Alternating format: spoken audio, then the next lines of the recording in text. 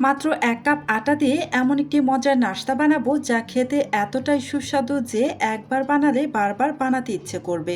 সবচেয়ে মজার বিষয় হলো ঠিকভাবে সংরক্ষণ করলে এটি প্রায় ১ মাস পর্যন্ত ভালো থাকে। প্রথমেই একটি বাটির মধ্যে নিয়ে নিলাম মেজারমেন্ট কাপে মেপে ১ কাপ পরিমাণ আটা। আর এখানে দিয়ে দিয়েছি ১ চা চামচের ৩ ভাগের ১ ভাগ লবণ। দিয়ে দিলাম ১ টেবিল চামচ পরিমাণ রান্নার তেল। এবার এই তেলটাকে ভালোভাবে এই আটার সাথে ময়াম দিয়ে নিতে হবে। খুব ভালো করে ময়াম দিয়ে নেবেন।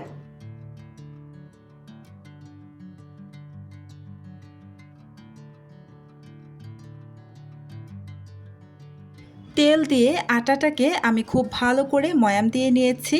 যখন দেখবেন এই হাতের মধ্যে কিছুটা আটা নিয়ে ভালোভাবে মুঠ করলে দলা পেকে যায়, মানে মুঠো হয়ে যায়, তখন বুঝে নেবেন আটাটা খুব ভালোভাবে ময়াম দিয়ে নেওয়া হয়ে গিয়েছে। এবার আমি এখানে অল্প অল্প নর্মাল পানি দিয়ে একটা শক্ত ডো বানিয়ে নেব। আমরা সাধারণত যেভাবে রুটি পরোটা বানানোর জন্য ডো বানিয়ে থাকি ঠিক সেভাবেই ডোটা বানিয়ে নিতে হবে, সামান্য একটু শক্ত করে। অল্প অল্প করে পানি দিয়ে আমি একটা ডো বানিয়ে নিচ্ছি। তো এই পর্যন্ত যারা যারা আমার ভিডিওটা দেখতেছেন প্লিজ আমার ভিডিওতে একটা লাইক দিয়ে দিবেন। আর আমার চ্যানেলটি যদি আগে থেকেই সাবস্ক্রাইব করে দেওয়া না থাকে প্লিজ আমার চ্যানেলটি সাবস্ক্রাইব করে পাশে থাকা বেল আইকনটি অন করে রাখবেন। এতে করে যখন আমি নতুন নতুন রেসিপির ভিডিও আপলোড করব তখন সাথে সাথেই আপনার ওখানে নোটিফিকেশন পৌঁছে যাবে। ডোটা যখন এভাবে বানানো হয়ে যাবে তখন কিন্তু প্রায় ২ থেকে ৩ মিনিটের মতো অনবরত এভাবে মথে নিতে হবে। আমি ২ থেকে ৩ মিনিটের মতো ভালো করে একটানা মথে নিয়ে তারপরে যে ঢেকে রেখে দিলাম। প্রায় ৩০ মিনিটের মতো আমি ঢেকে রেখে দিয়েছিলাম। ৩০ মিনিট পর আমি ঢাকাটা সরিয়ে নিয়ে এই যে ডোটাকে আমি নিয়ে নিচ্ছি। এই ডোটাকে আমি আরও কিছুক্ষণ মথে নেব।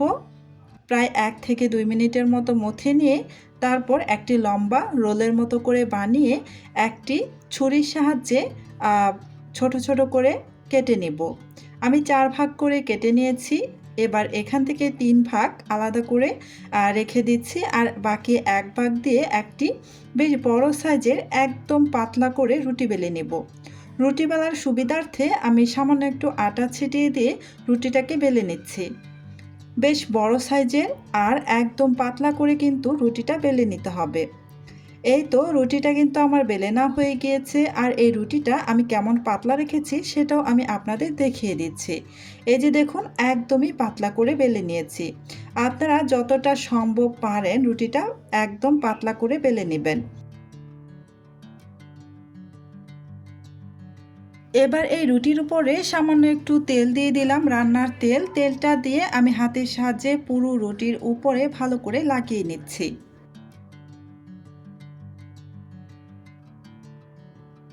এবার এক পাশ থেকে এই যে এভাবে আমি বাঁশ দিয়ে নিব, মানে একটা রোলের মতো করে বানিয়ে নিব। আপনারা দেখে নিশ্চয়ই বুঝতেই পারছেন আমি কিভাবে কাজটা করছি। একদমই সহজ, এই ছোট ডেনিশগুলো বানানো খুবই সহজ। আমি এভাবে লম্বা একটি রোলের মতো করে বানিয়ে নিলাম। হালকা একটু এভাবে প্রেস করে নেবেন যাতে খুব ভালোভাবে আটকে থাকে। এবার একটি ছুরির সাহায্যে আমি প্রায় ১ ইঞ্চি পরিমাণ লম্বালম্বিভাবে কেটে নিচ্ছি।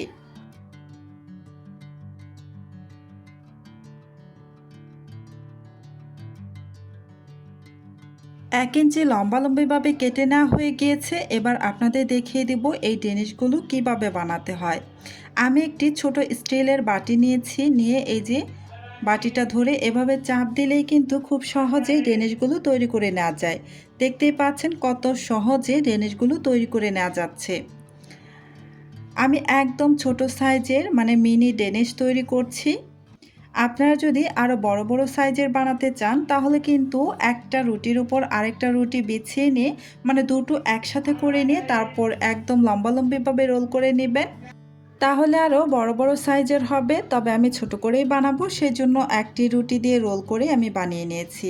প্রথমে কিন্তু আমি স্টিলের বাটি দিয়ে বানিয়েছিলাম। এই যে এবার আমি একটি কৌটার মুখ নিয়ে তারপর চাপ দিয়ে বানিয়ে নিয়েছি। কৌটার মুখ দিয়েও কিন্তু হয়, আবার স্টিলের বাটি দিয়েও হয়। আমি খুব সুন্দরভাবে সব কটা বানিয়ে নিয়েছি। এবার চলে এসেছি চুলায়। চুলায় একটা প্যানের মধ্যে পর্যাপ্ত পরিমাণে তেল বসিয়ে গরম করে রেখেছি। তারপর এখানে দিয়ে দিলাম বেশ পরিমাণে ছোট এই ডেনিশগুলো। বেশ কিছু দিয়ে আমি চুলার আঁচ কিন্তু একেবারেই লো আঁচে রেখে একটু সময় নিয়ে ধৈর্য সহকারে এই ডেনিশগুলোকে ভেজে নেব। চুলার আঁচ কিন্তু বাড়িয়ে বা মিডিয়াম আঁচে রেখে এই ডেনিশগুলো ভাজা যাবে না, নয়তো কিন্তু এগুলো মুচমুচে হবে না। আমি একদম মুচমুচে করে এগুলো ভাজবো, সেজন্য চুলার আঁচ একদম লো আঁচে রেখে একটু সময় নিয়ে উল্টে পাল্টে ডেনিশগুলোকে ভেজে নিচ্ছি। একদম আমার পছন্দ অনুসারে কালার না আসা পর্যন্ত এই ডেনিশগুলোকে আমি ভেজে নিয়েছি। খুব সুন্দর একটা কালার চলে এসেছে আর বেশ মুচমুচে হয়ে গিয়েছে।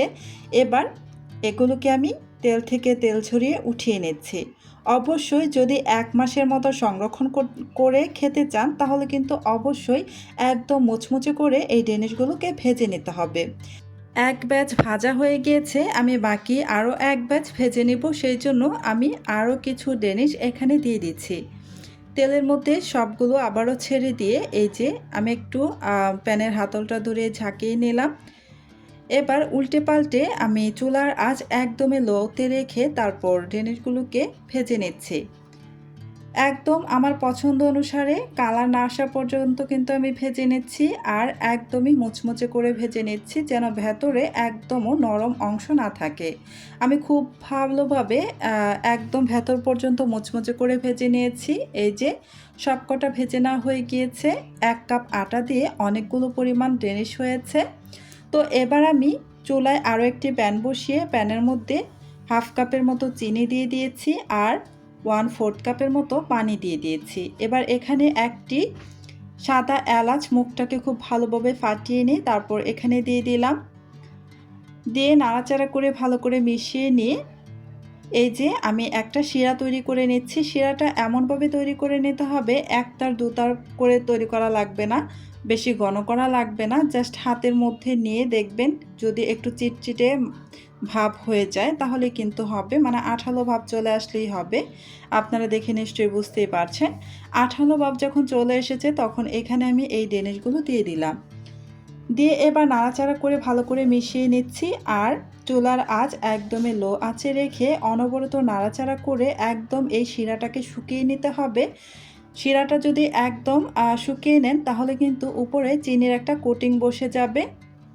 আমি কিন্তু অনবরত নাড়াচাড়া করে খুব ভালো করে মিশিয়ে নিচ্ছি আর এই যে আস্তে আস্তে উপরের দিকটা দেখুন চিনির কোটিংটা বসে যাচ্ছে খুব সুন্দরভাবে। চিনির কোটিংটা খুব ভালোভাবে ডেনিশের গায়ে লেগে গিয়েছে। এবার এটাকে নামিয়ে আমি একটি প্লেটের মধ্যে নিয়ে নেব।